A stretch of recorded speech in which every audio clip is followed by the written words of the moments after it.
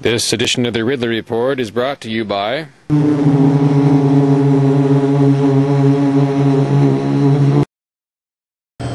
standing here with Tony Nader of Nashua, New Hampshire, or at least you work in Nashua, New Hampshire. You have a store here, Bella Market in Nashua.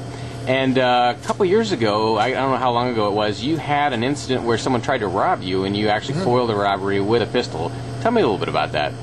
Well, actually it was, I think, on a Friday night. It was around 10 o'clock at night time. And we were here, you know, the store was full of customers, and I was turning like that, trying to reach something from the shelf. And I turned back and somebody walked in just with a ski mask on and a gun in his hand, and he just stood where you are now and pointed the gun to my head and demanded the money. So from then on, I started to calm him down, and I told him not to harm nobody, and we're gonna give you the money, and start talking him down a little bit. And well, actually I had my gun down here. I didn't have it on my waist because it was the end of the day and I was wrapping things, so I took it down.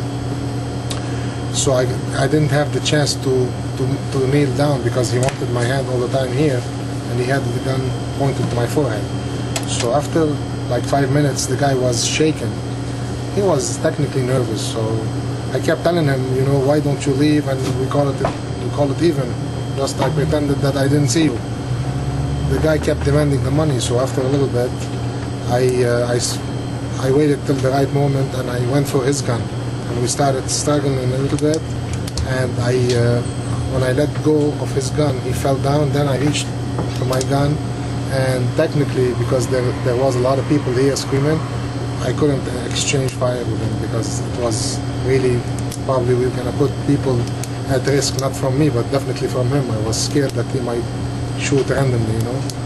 So he headed towards the door, and I technically followed him outside a little bit, and then the cops surrounded the area. He fled for probably a week or so, and then they caught up with him. But at this time, when he fell down, and I had my gun in my hand, I had the chance to shoot him, but he looked really young to me, and long and behold, he was 17 years old after they apprehended him, so it was a good choice. So what does this make you think about the importance of average citizens being able to own arms and use them? Well, I think at this point in time, it made a difference of life or death. What if he decided to shoot? That technically, there was a couple of incidents here that even though they did everything possible to calm the guy down, he still took the money and shot the guy. So technically, it's a life saving. Did he, or what are your thoughts with regard to, I mean, there was a law in New Hampshire that almost passed, I think in either 2006 or 2007, the governor vetoed it, that would have sort of, you know, solidified that you've got a right to defend yourself. You don't have to run away from criminals. You don't have to retreat into your house. What are your thoughts on the fact that that was vetoed? He vetoed the Castle Doctrine bill, that's technically vetoing your right to defend yourself.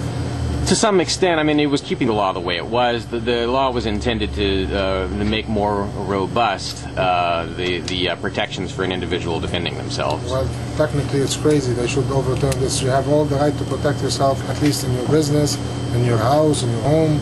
This is your Second Amendment, and that's not to be tampered with. So technically we're all against it. All right. Well, thanks, Tony. You're welcome. You go ahead. Tony, I just want to ask you one follow-up question, if I may. How has the public response been? You know, the reaction after the incident. Have you gotten a lot of support? Have you had people come up and say, you know, I really appreciate that. Crime's a real problem around here?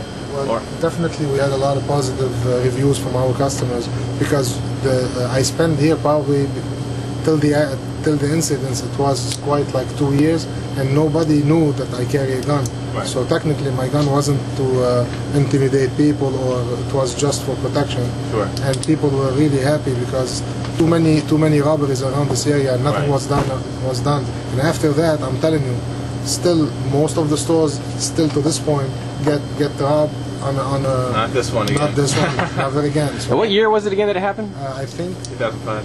2005, okay, yeah. Something like that. And just to reiterate too, that's part of the reason why we like to open carry from time to time, just to let the criminals, the public, just to let everyone know that citizens are armed around here, and you know, though we carry concealed most of the time, sometimes we carry openly just to remind them that, so they don't know who they are going to rob or, Well, commit a crime against as a gun. I think I encourage that technically in a business. That's a good idea. Right. Just a deterrent for criminals not to tamper with it. Exactly. Especially like in places where they have valuables like gold, Sure.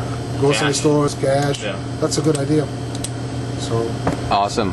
Well, thanks for standing up for your rights, Thank Tony. you, gentlemen, Thank for you, the visit. Tony. Thank you. I don't know if you were aware of this or not, but there are some pretty scary things happening in this building, the State House in Concord, New Hampshire. Fortunately, there is the New Hampshire Liberty Alliance. They're fighting back, but they need your help. They offer free training. They offer courses, ways that you can learn how to be most effective in fighting for liberty inside the State House. Visit nhliberty.org to find out when the next class is. If you take it, you'll be a much more effective voice at stopping these folks from taking away your liberty.